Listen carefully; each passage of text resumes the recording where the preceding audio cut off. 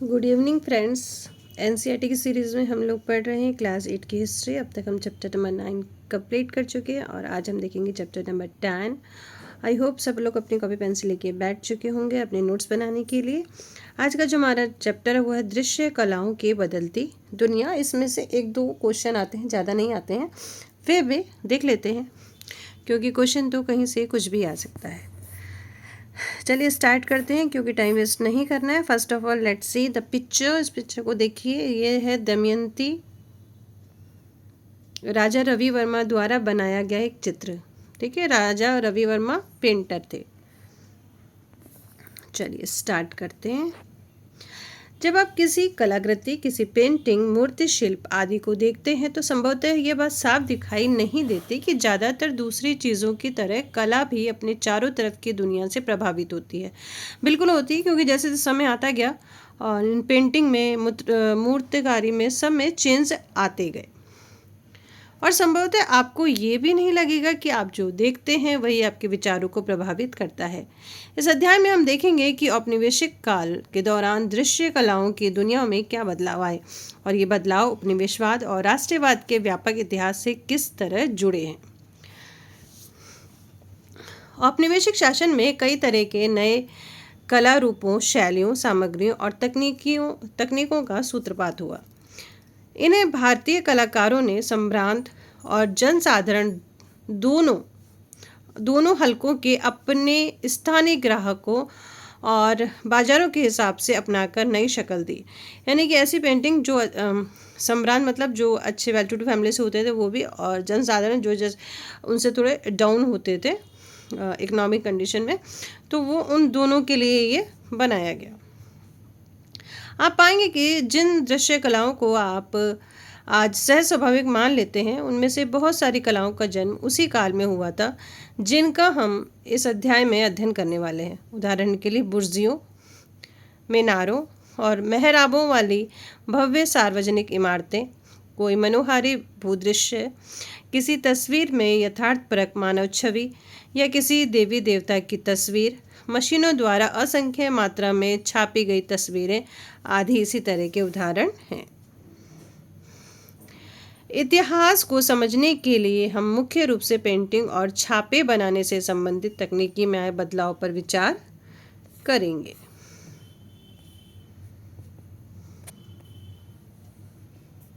साम्राज्यवादी युग की कलाओं के नए रूप। 18वीं सदी से यूरोप के बहुत सारे कलाकार अंग्रेज व्यापारियों और शासकों के साथ भारत आने लगे। कहाँ के? यूरोप के। ठीक है, ये कलाकार चित्रकारी की नई शैलियों और नई परंपराएं भी अपने साथ लाए। उन्होंने इस तरह की तस्वीरें बनाई जो यूरोप में बेहद लोकप्रिय हुई और जिन्होंने पश्चिम में भारत की छवि गढ़ने में अहम भूमिका अदा की।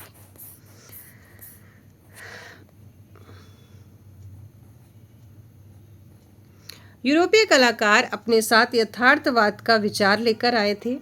यह विचार इस मान्यता पर आधारित था कि कलाकारों को अपनी आंखों से चीज़ों को गौर से देखना चाहिए और उन्हें यथावत चित्रित करना चाहिए। यानी कलाकार जो बनाएंगे वह असली और जीवंत लगना चाहिए थे, है ना। यूरोपीय कलाकार तेल चित्रों की तकनीकी भी अपने साथ लाए।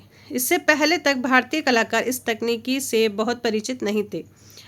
तेल चित्रों से यहाँ के कलाकारों को असली जैसी तस्वीरें बनाने में काफ़ी मदद मिली। भारत आने वाले सभी यूरोपीय कलाकार एक जैसी चीज़ों से प्रभावित नहीं थे। जिन्होंने जिन विषयों पर तस्वीरें बनाई थी वे भी अलग अलग थी, परंतु प्राय इन तस्वीरों में ब्रिटेन, उनकी संस्कृति, उसके लोगों की श्रेष्ठता पर जोर दिखाई देता था। चलिए देखते हैं साम्राज्यवादी कला के कुछ मुख्य रुझानों को देखते हैं। पहले देख लेते हैं कि उत्कीर्ण चित्र क्या होते हैं। इसको नोट डाउन कर लेंगे आप। लकड़ी या धातु के छापे से कागज पर बनाई गई तस्वीरें। ठीक है, कैसे बनती थी वो भी हम लोग इसमें देख लेंगे क्योंकि इसमें एक दो क्वेश्चन हैं जो आ सकते हैं। मनोहर दृश्यों की चाह। ये चित्र 2 जो देख रहे हैं, पिक्चर 2 में, ये किसका है? गाजीपुर में गंगा किनारे स्थित खंडर टॉम्स डैनियल द्वारा बनाया गया चित्र। ये नोट कर सकते हैं पॉइंट आप। एक प्रचलित साम्राज्यवादी परंपरा मनोहारी भूदृश्यों को चित्रित करने की थी। ये मनोहारी का क्या अर्थ है? दरअसल इस तरह की चित्रशैली में भारत को एक ऐसे अनूठे प्रदेश के रूप में चित्रित किया जाता है जिसके ब्रिटिश कलाकार सैलानियों को पड़ताल करनी थी। इसका भूदृश्य उबड़ खाबड़ तथा जंगली और मानवीय हाथों से अनछुआ दिखता था। टॉमस डैनियल और उनके भतीजे विलियम डैनियल इस परंपरा के सबसे प्रसिद्ध चित्रकार रहे हैं। वे 1785 में भारत आए और कलकत्ता से उत्तरी और दक्षिणी भारत की यात्रा करते हुए 7 साल यहाँ रहे। उन्होंने भारत में ब्रिटेन के नवविजित प्रदेशों की कुछ बेहद आकर्षक तस्वीरें बनाई है। कैनवस पर उनके बने विशाल तेल चित्रों को ब्रिटेन में चुनिंदा लोगों के बीच प्रदर्शित किया गया। उनके उत्कीर्ण चित्रों की एल्बम ब्रिटेन के लोग बड़े चाव से खरीदते थे क्योंकि वे ब्रिटिश साम्राज्य के बारे में जानना चाहते थे। यानी कि ब्रिटिश लोग वहाँ पे क्या काम कर रहे हैं वो जानना चाहते थे। चित्र 2 डैनियल बंधुओं द्वारा बनाए गए नयना अभिराम चित्रों का एक बढ़िया उदाहरण है।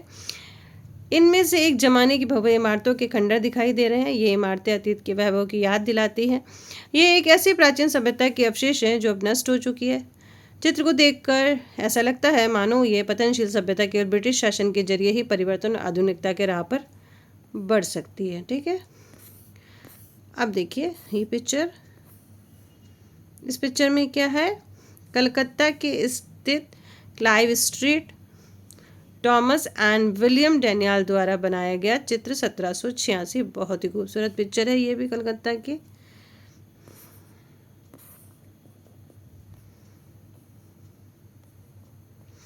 ब्रिटिश शासन के तहत भारत में आधुनिक सभ्यता की स्थापना का यह विचार डैनियल बंधुओं द्वारा बनाई गई 18वीं सदी के आखिरी दिनों के कलकत्ता की असंख्य तस्वीरों में बड़े शक्तिशाली ढंग से सामने आता है। इन तस्वीरों में आप नया कलकत्ता बनते हुए देख सकते हैं जिसमें चौड़े रास्ते, विशाल यूरोपीय शैली की इमारतें और यातायात के नए साधन दिखाई दे रहे हैं। इसमें सड़कों पर जीवन और गहमा गहमी है। इसमें नाटकीयता और उत्तेजना है। और हमने चित्र और 2 और 3 को देखा तो इसमें हमने देखा डैनियल बंधुओं ने परंपरागत भारत और ब्रिटिश शासन के अंतर्गत जीवन के बीच कितना भारी फर्क दिखाया है। पिक्चर 2 में भारत के परंपरागत जीवन को पूर्व आधुनिक, परिवर्तनहीन और गतिहीन दिखाया गया और उसमें फकीर, गाय और नदी में चलती नौकाएं दिखाई दे रही है। इसके विपरीत जो पिक्चर 3 है उसमें ब्रिटिश शासन के तहत आधुनिकीकरण की छवि दिखाई दे रही है। इसमें तेजी से होने वाले बदलावों पे जोर है। देखिए इसमें, ठीक है, इसमें जोर दिखाई दे रहा है। और ये हमारा जैसे खंडर टूट गया है एकदम।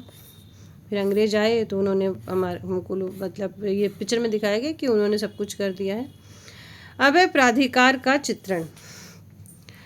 औपनिवेश भारत में बेहद लोकप्रिय होने वाली एक और कला शैली रूप चित्रकारी थी। ब्रिटिश और भारतीय दोनों के अमीर और ताकतवर लोग किरमिच पर अपनी छवि देखना चाहते थे। छोटे कलाकार के रूप चित्र बनाने की मौजूदा भारतीय परंपरा के विपरीत औपनिवेशिक रूप चित्र आदमकद आकार के होते थे और बिल्कुल सच्चे लगते थे। रूप चित्रण की यही नई शैली साम्राज्य की वजह से पैदा हो रही थी। ऐश्वर्यपूर्ण जीवन शैली, धन संपदा और रौब दाब को दर्शाने का भी आदर्श साधन थी। जैसे जैसे रूप चित्रकारी लोकप्रिय होती गई, बहुत सारे यूरोपियन रूप चित्रकार लाभदायक काम की तलाश में भारत आने लगे। योहान जोफगने यूरोप से आने वाले सबसे प्रसिद्ध चित्रकारों में से थे। उनका जन्म जर्मनी में हुआ था और वे बाद में इंग्लैंड में जाकर बस गए। 1780 के दशक के मध्य वे 5 साल के लिए भारत आए थे। चित्र 4 और 5 में जोफानी द्वारा बनाए गए रूप चित्र के 2 उदाहरण हैं, जिसमें अभी ये पिक्चर जो आप देख रहे हैं 1 और 2। अभी फिर देखेंगे इसको अच्छे से। इनमें आप भारतीय नौकरों और उपनिवेशिक बंगलों के लंबे चौड़े लॉन को भी देख सकते हैं। इनमें भारतीयों को दब्बू और कमतर हैसियत में दिखाया गया है वे अपने गोरे स्वामियों की सेवा कर रहे हैं, जबकि अंग्रेजों को श्रेष्ठर और मालिकों के अंदाज में दिखाया गया है। वे अपने कपड़ों का प्रदर्शन कर रहे हैं, शाही अंदाज में खड़े हैं या दम पूर्वक बैठे हुए हैं और ऐश्वर्य भरा जीवन जीते हैं। भारतीय लोग ऐसे चित्रों के केंद्र में कभी नहीं दिखते हैं, वे आमतौर पर धुंधली पृष्ठभूमि में ही नजर आते हैं।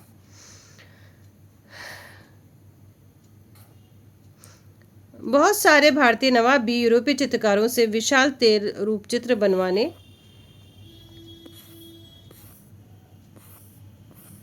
लगे थे।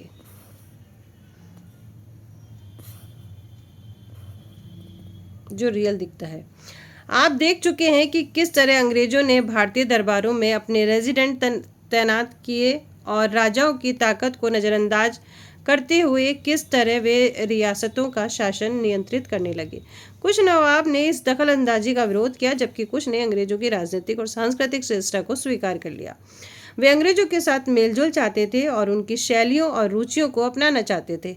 मोहम्मद अली खान इनमें से एक नवाब, इसी तरह के नवाब थे। 1770 के दशक में अंग्रेजों के साथ वे एक युद्ध के बाद ईस्ट इंडिया कंपनी की पेंशन पर आश्रित हो गए, परंतु इसके बावजूद भी उन्होंने टिली कैटल और जॉर्ज विल्सन नाम के दो यूरोपीय कलाकारों को अपने रूप चित्र बनाने का जिम्मा सौंपा और ये पेंटिंग्स इंग्लैंड के राजा और ईस्ट इंडिया कंपनी के निदेशकों को भेंट की।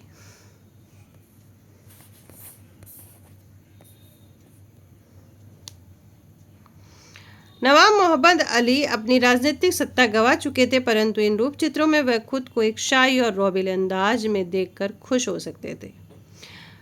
चित्र 6 में विल्सन द्वारा बनाए गए उनके चित्र को देखिए, आप समझ जाएंगे कि नवाब किस मुद्रा में चित्र बनवा रहे हैं। अपने शाही अंदाज को उन्होंने किस तरह दर्शाया है, ये जो आपको दिखाई दे रहा है।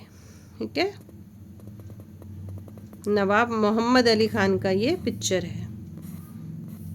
सत्ता भले ही छिन गई हो, लेकिन रॉब है।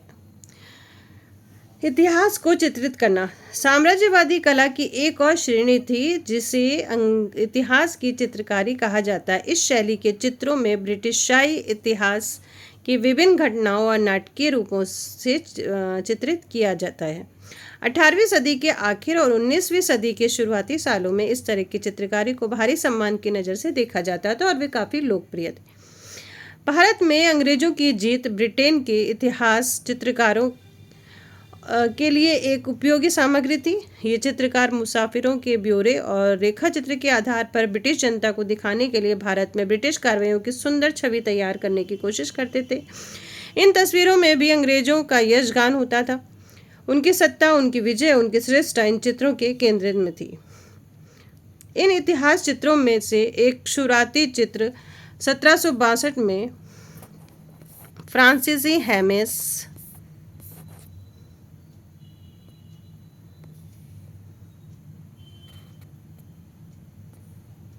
देखिए, फ्रांसीसी हेमिस ने बनाया है ये। ठीक है, ये वाला पिक्चर, और इसमें है प्लासी की जंग के बाद लॉर्ड क्लाइव मुर्शिदाबाद के नवाब मीर जाफर से मिलने आए। फ्रांसीसी हेमन द्वारा बनाया गया पिक्चर, ये पिक्चर आपको दिखाई दे रहा है। ठीक है, अब इनके द्वारा बनाया गया, जिसे लंदन स्थित वॉक्सहॉल गार्डन में सार्वजनिक प्रदर्शनी के लिए रखा गया। अंग्रेजों ने कुछ ही समय बाद पहले प्लासी के युद्ध में सिराजुद्दौला को हराकर मीर जाफर को मुर्शिदाबाद का नवाब बनाया। ये हम लोग पहले पढ़ चुके हैं। अंग्रेजों को यह जीत साजिश से मिली थी और साजिश में मदद देने वाले गद्दार मीर जाफर को नवाब का ओहदा तोहफे में दिया गया। हेमन द्वारा बनाए गए चित्र में आक्रमण और जीत के दृश्य को नहीं दिखाया गया। इसमें मीर जाफर और उनके सैनिक द्वारा प्लासी के युद्ध के बाद लॉर्ड क्लाइव की अगवानी का दृश्य दिखाया गया है। ठीक है, हुआ कुछ और दिखाया कुछ और ये क्या है हमारा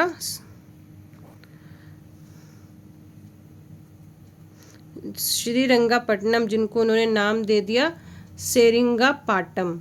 ठीक है, जो टीपू सुल्तान के बीच में युद्ध हुआ था, उसका एक पिक्चर इन्होंने बनाया है। और इसमें भी इन्होंने यही दिखाया कि अंग्रेजों की विजय हुई और क्या। ब्रिटिश सैनिक विजय का जश्न सेरिंगापाटम मतलब श्रीरंगपट्टनम के युद्ध पर आधारित बहुत सारे चित्रों में देखा जा सकता है। जैसा कि आप जानते हैं कि मैसूर के टीपू सुल्तान अंग्रेजों के सबसे शक्तिशाली दुश्मनों में से थे। आखिरकार 1799 में सेरिंगापाटम की लड़ाई में उनकी हार हो गई, जैसा कि हम पिक्चर में देख चुके हैं। चित्रकार ने युद्ध के दृश्य को किस तरह से दिखाया है। इसमें अंग्रेजों की टुकड़ियां किले के चारों तरफ से धावा बोल रही है। अंग्रेज सिपाही टीपू के सिपाहियों के को टुकड़े टुकड़े कर रहे हैं, दीवारें फांद रहे हैं, टीपू के किले के ऊपर ब्रिटिश का झंडा फहरा रहे हैं। ये चित्र जबरदस्त उथल पुथल और ऊर्जा से भरपूर है। इस पेंटिंग से इस घटना को नाटकीय ढंग में पेश करती है और अंग्रेजों की जीत का गौरवगान कर रही है। फिर से देख लीजिए आप लोग भी इस पिक्चर को। ठीक है, ये अंग्रेजों हैं जो ऊपर चढ़ गए, झंडा अपना गाड़ रहे हैं, मार रहे हैं, पीट रहे हैं टीपू सुल्तान की सेना को।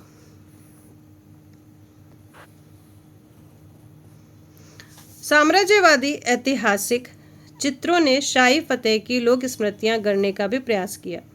उनकी कोशिश थी कि भारत और ब्रिटेन दोनों जगह अंग्रेजों की जीत आम जनता की स्मृति में बनी रहे।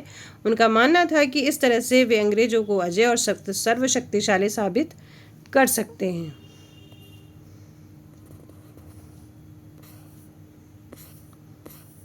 दरबारी कलाकारों का क्या हुआ? अब दरबारी कलाकार थे पहले, अब उनका क्या हो गया? ये भित्ति चित्र जो दीवार पे बना होता है, ठीक है, उसको भित्ति चित्र कहते हैं। जो कलाकार अब तक लघु चित्र बना रहे थे उनका क्या हुआ? भारतीय दरबारों में मौजूद चित्रकारों ने शाही कला की इन परंपराओं पर किस तरह की प्रतिक्रिया दी? विभिन्न दरबारों में हम विभिन्न रुझान देख सकते हैं। मैसूर में टीपू सुल्तान ने न केवल जंग के मैदान में जाकर अंग्रेजों से लोहा लिया, बल्कि उनकी सांस्कृतिक परंपराओं का भी विरोध किया। वह स्थानीय परंपराओं को प्रोत्साहन देते थे। सेरिंगापाटम स्थित उनके महल की दीवारों पर स्थानीय कलाकारों द्वारा बनाए गए भित्ति चित्र लगे होते हैं। इस तरह एक भित्ति चित्र ये आपको दिखाई दे रहा है। इस तस्वीर में 1780 में पोलिलूर में उस समय प्रसिद्ध युद्ध का जश्न मनाया जा रहा था, जिसमें टीपू और हैदर अली ने अंग्रेजों की फौजों को धूल चटाई थी। ठीक है, ये भित्ति चित्र है, मतलब जो दीवार पे बना हुआ है।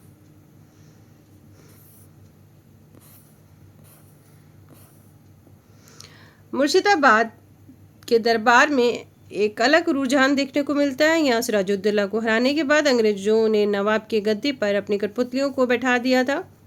पहले उन्होंने मीर जाफ़र को और उसके बाद मीर कासिम को नवाब बनाया, ये हम लोग पढ़ चुके हैं। मुर्शिदाबाद रियासत में स्थानीय लघु चित्रकलाकों ने इस बात के लिए प्रोत्साहित किया गया कि वे अंग्रेजों की अभिरुचियों और कला शैलियों से कुछ सीखें। चित्र जो 11 है वो इस बात का उदाहरण है। पहले 11 को देख लेते हैं हम लोग। ये पिक्चर 11 है। ठीक है, इसमें क्या है? इसमें ईद के एक जुलूस में मुर्शिदाबाद के नवाब मुबारक का उद्दौला, सैलानी, ब्रिटिश कलाकार जी और फेरिंगटन द्वारा बनाए गए इस तेल चित्र का स्थानीय दरबारी चित्रकार द्वारा बनाई गई नकल है। ठीक है, ये एक दरबारी ने बनाया है। चलिए देख लेते हैं।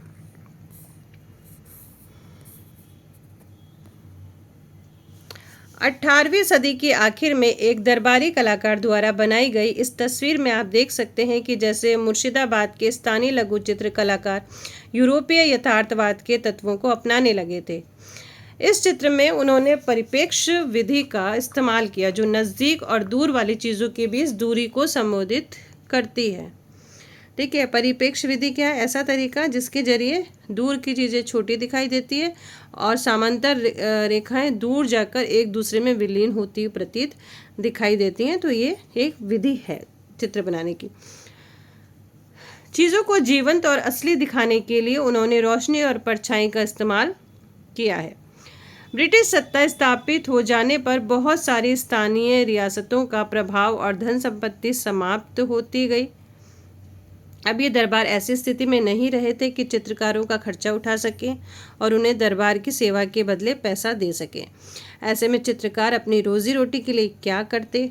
उनमें तो बहुत सारे अंग्रेजों की शरण में ही जाने लगे। वही रोजी रोटी तो चाहिए ही, खाना तो सबको चाहिए। साथ ही भारत आए अंग्रेज अफसरों को ये समझ आने लगा कि उपनिवेशों में उनका जीवन वैसा नहीं है जैसा इंग्लैंड में था। लिहाजा वे भी ऐसी तस्वीर बनाना चाहते थे जिनके सहारे वे भारत को समझ सकें। वे भारत में अपने जीवन की यादगार के तौर पर ऐसी चीज़ चाहते थे जिन्हें पश्चिमी दुनिया के सामने पेश कर सके।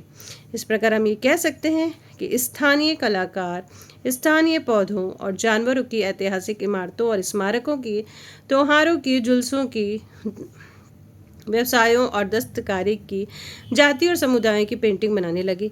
ईस्ट इंडिया कंपनी के अफसर इन तस्वीरों को बड़े शौक से अपने संग्रह में जोड़ लेते थे और इन चित्रों को कंपनी चित्रों के नाम से जाना जाता था। परंतु सभी कलाकार दरबारी चित्रकार नहीं थे, वे सभी नवाबों के लिए चित्र नहीं बनाते थे। तो आइए देखें दरबार के बाहर क्या चल रहा था। ये भी देख लेते हैं। देखिए ये पेंटिंग क्या है। इस तस्वीर में ये तीनों युगल तंजौर इलाकों के अलग अलग धार्मिक समुदायों को दर्शाते हैं। तंजौर की एक कंपनी पेंटिंग, ठीक है। ये 1 पेयर, 2 पेयर और ये 3 पेयर।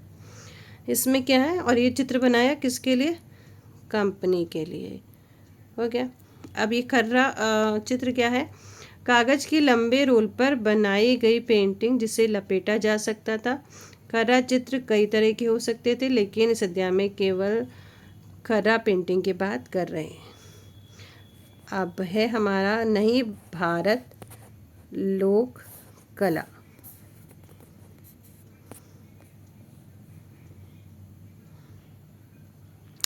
उन्नीसवीं शताब्दी में भारत के बहुत सारे शहरों में एक नई लोक कला विकसित हुई। बंगाल में कालीघाट स्थित मंदिर एक महत्वपूर्ण तीर्थ स्थान था। वहाँ के स्थानीय लोगों में रहने वाले खर्रा चित्रकार, जिन्हें पटुआ कहा जाता था, और मिट्टी के बर्तन बनाने वाले पूर्वी भारत में कुमोर तथा उत्तरी भारत में कुमार एक नई कला शैली विकसित करने लगे। वे आसपास के गांव से 19वीं सदी की शुरुआत में कलकत्ता आ गए। उस समय कलकत्ता एक वाणिज्यिक और प्रशासकीय केंद्र के रूप में फैल रहा था। नए नए उपनिवेशिक कार्यालय खुल रहे थे। इन इमारतों और सड़कों का निर्माण चल रहा था। नए बाजार खुल रहे थे। शहर में तरह तरह के नए मौके पैदा हो रहे थे जहाँ आकर लोग कमा खा सकते थे। ग्रामीण कलाकार भी नए ग्राहकों और नए संरक्षकों की उम्मीद में शहरों में आकर बसने लगे।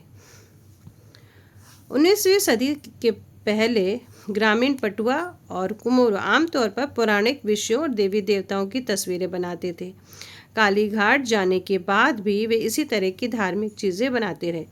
परंपरागत रूप से खर्रा चित्रों की छवियां गोलाकार नहीं बल्कि सपाट हुआ करती थी।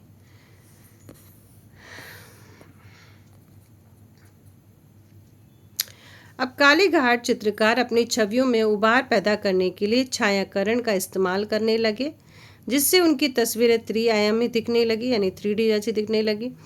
परंतु अब भी उनकी तस्वीरें यथार्थपरक और जीवंत नहीं थी। दरअसल शुरुआती कालीघाट चित्रों में मुखर सुनियोजित अयथार्थवादी शैली स्पष्ट दिखाई देती थी, जिसमें छवियां विशाल और शक्तिशाली थी। उनमें रेखाओं, विवरणों और रंगों का न्यूनतम प्रयोग किया गया।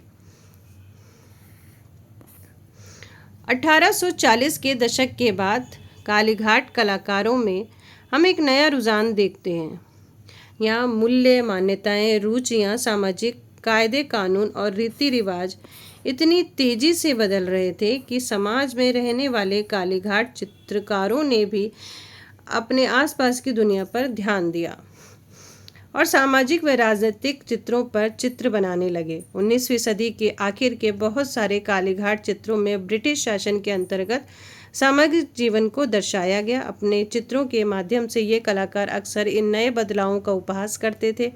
अंग्रेजी भाषा और पश्चिमी आदतों में रंगे साहिबों की तरह सजे, सिगरेट पीते और कुर्सियों पर बैठे लोग इन नए शौकों का मजाक उड़ाते थे। उन्होंने पश्चिमी रंग में रंगे बाबू का मजाक उड़ाया, भ्रष्ट पुजारियों की आलोचना की और औरतों को घर से बाहर न निकालने की सलाह दी। ये कलाकार अक्सर अमीरों के खिलाफ आम आदमी के गुस्से और सामाजिक तौर तरीकों में आ रहे आमूल बदलाव के प्रति बहुत सारे लोगों में पैदा हो रहे भय को अभिव्यक्त करते थे। कालीघाट तस्वीरों में से बहुत सारी बड़ी संख्या में छापकर बाजारों में भी बेची गई। शुरुआत में ये तस्वीरें लकड़ी के तख्तों पर खुदाई करके बनाई जाती थी। इन खुदे हुए ठप्पों पर स्याही लगाकर उन्हें कागज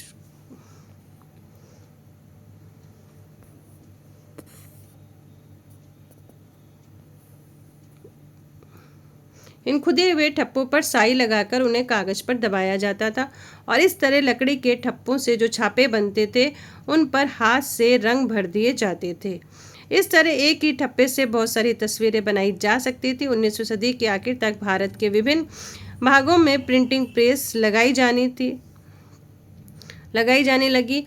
इनमें से भी ज़्यादा संख्या में चित्र छापे जा सकते थे। इन तस्वीरों को बाजार में बहुत कम कीमत पर बेचा जा सकता था, यहाँ तक कि गरीब लोग भी उन्हें खरीद सकते थे। लोकप्रिय तस्वीरें गरीब ग्रामीण कालीघाट चित्रकारों द्वारा ही नहीं बनाई जा रही थी। अक्सर मध्यम वर्गीय चित्रकारों ने भी पेंटिंग प्रेस लगाए और बाजारों के लिए चित्र तैयार किए। उन्होंने जीवन अध्ययन, तेल चित्रकारी और छापे बनाने की नई विधियों का ब्रिटिश कला संस्थानों में प्रशिक्षण दिया जाता था।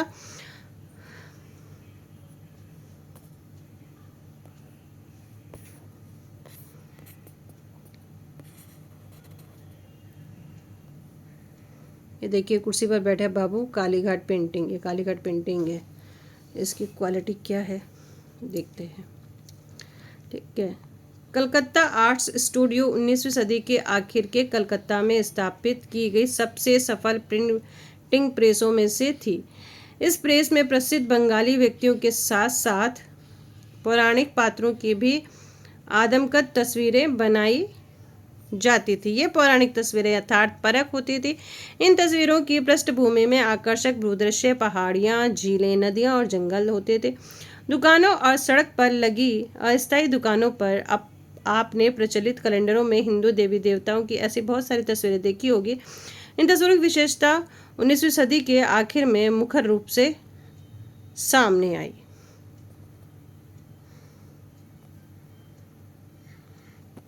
पहले ये पेंटिंग समझ लीजिए अगर आ जाए तो क्वेश्चन।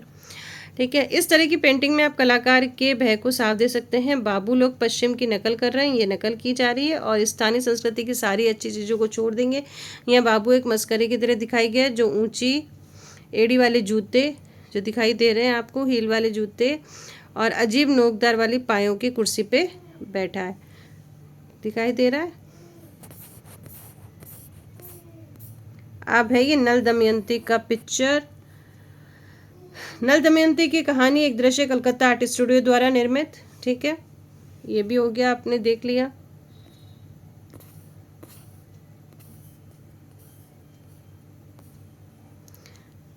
इस तरह की लोकप्रिय तस्वीरें भारत के अन्य भागों में भी बनाई जा रही थी। राष्ट्रवाद के प्रचार प्रसार में चलते प्रारंभिक 20वीं सदी की जनसाधारण के इस्तेमाल की तस्वीरों में राष्ट्रवादी संदेश दिए जाने लगे। ठीक है, अब पिक्चर राष्ट्रवादी होने लगी, यानी कि राष्ट्रीय को बेस बनाया गया देश को अपने। इनमें से बहुत सारी तस्वीरों में आप भारत माता को देवी के रूप में देख सकते हैं, जो राष्ट्रीय झंडा लिए खड़ी हुई है। इन तस्वीरों में राष्ट्रीय नायक अपना शीश माता के चरणों में चढ़ा रहे होते हैं, जबकि कुछ तस्वीर में देवी देवता अंग्रेजों का कत्लेआम कर रहे हैं। देखिए जैसे ये पिक्चर दिखाई गई ना, इसमें क्या है, ये देवी देवता है जो अंग्रेजों का कत्लेआम कर रहे हैं। ये पिक्चर है, इसमें 1905 में अंग्रेजों द्वारा प्रतिबद्ध कर दी गई सिगरेट के एक भारतीय ब्रांड का विज्ञापन। इसमें आप देवी द्वारा मार गिराए गए दानवों में ब्रिटिश सिपाहियों के सिर देख सकते हैं। इस प्रकार राष्ट्रवादी विचारों को व्यक्त करने और लोगों को ब्रिटिश शासन के खिलाफ उद्वेलित करने के लिए धार्मिक छवियों का इस्तेमाल किया जाता था। ठीक है, इसलिए बनाया गया ये भारत माता का पिक्चर, बहुत ही खूबसूरत, बहुत ही प्यारा। अब एक कैमरे की आंख से भारत। चलिए भाई, कैमरा भी आ गया। पहले तो ये पिक्चर देख लेते हैं हम लोग। ये फर्स्ट पिक्चर, इसमें अंग्रेज भी हैं, भारतीय भी हैं, दोनों ही दिखाई दे रहे हैं। और ये पिक्चर कहाँ का है, सती चौरा घाट कानपुर सैमुअल बूने द्वारा बनाया गया पिक्चर। और ये बम्बई की एक सड़क का राष्ट्रवादी जुलूस विकार द्वारा लिया गया छायाचित्र। छायाचित्र वही फोटो।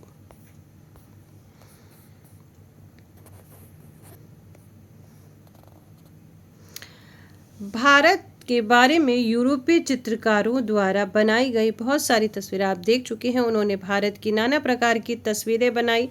कुछ इसी तरह के चित्र कई छाया चित्रकार ने भी अपने कैमरे में कैद किए। कैमरे में कैमरा आ चुका था। 19वीं सदी के मध्य तक यूरोप में कई छाया चित्रकार भी भारत आने लगे। उन्होंने तस्वीरें खींची, स्टूडियो खोले और छाया चित्रकारी की कला को बढ़ावा देने के लिए छाया चित्रकारी से जुड़ी समितियों का गठन किया। इनमें से कुछ रूप चित्रकार थे जो अंग्रेज अफसरों की तस्वीरें खींचने लगे थे। इन तस्वीरों में अंग्रेज अफसरों को रौबीले और ताकतवर अंदाज में दिखाया जाता था। कई छाया चित्रकारों ने टूटी फूटी इमारतों और मनोहारी भूदृश्यों की खोज में देश भर की यात्राएं की। ठीक उसी तरह से उन छाया चित्रकारों ने जिनकी चर्चा हमने की, कई छाया चित्रकार ऐसे थे कि जो ब्रिटिश सैनिक विजय के दृश्यों को कैमरे में कैद करते थे। इनके अलावा कई ऐसे छाया चित्रकार भी थे जो भारत को एक आदिम देश साबित करने के लिए यहाँ की सांस्कृतिक विविधता को दर्ज कर रहे थे। ठीक है, छाया चित्रकार में फोटोग्राफर। चलिए,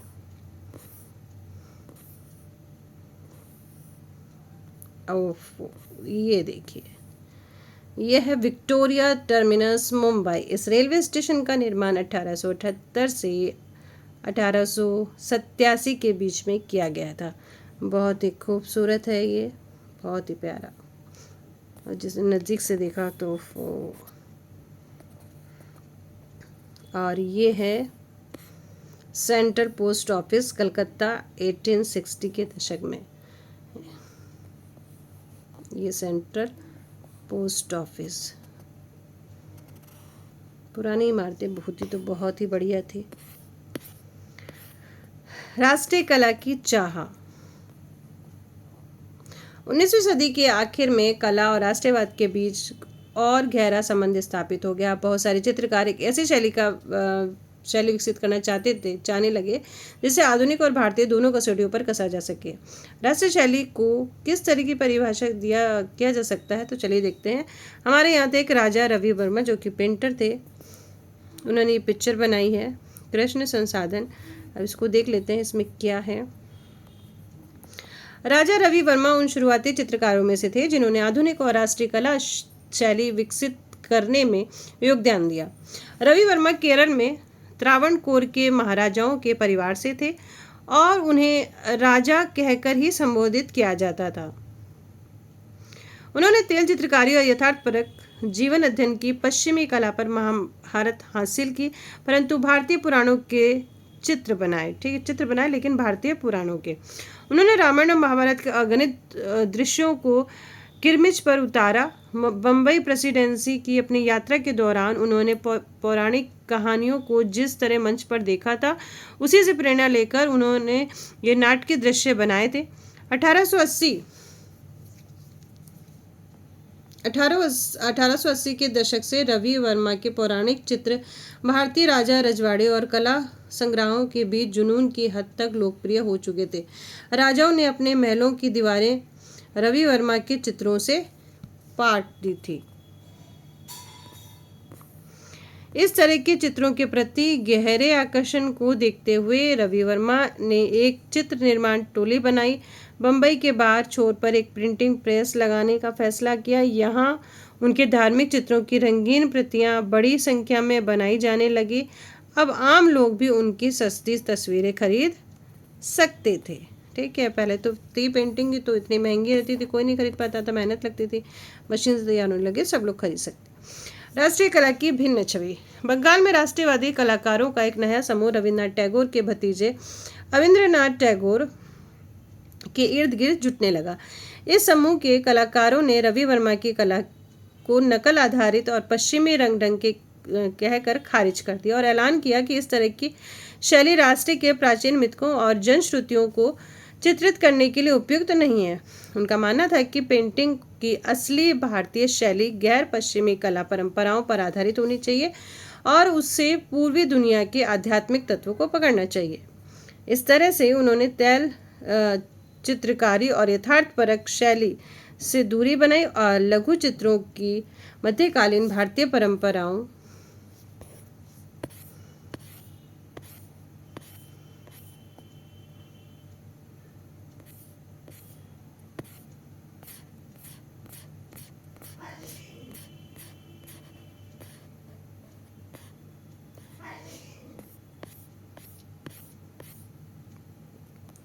और अजंता की गुफाओं में बने भित्ति चित्रों की प्राचीन कला से प्रेरणा लेने लगे।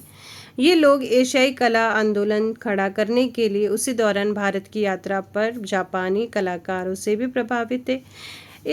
इन सालों में पनपे भारतीय शैली के कई चित्रों से हम इन विभिन्न चित्रात्मक तत्वों के मिश्रण देख सकते हैं। उदाहरण के लिए अभी हम जो पिक्चर अभी देख लेंगे सारे, एक सच्ची भारतीय शैली कैसी होनी चाहिए यह तय करने की कोशिश इसके बाद भी चलती रही।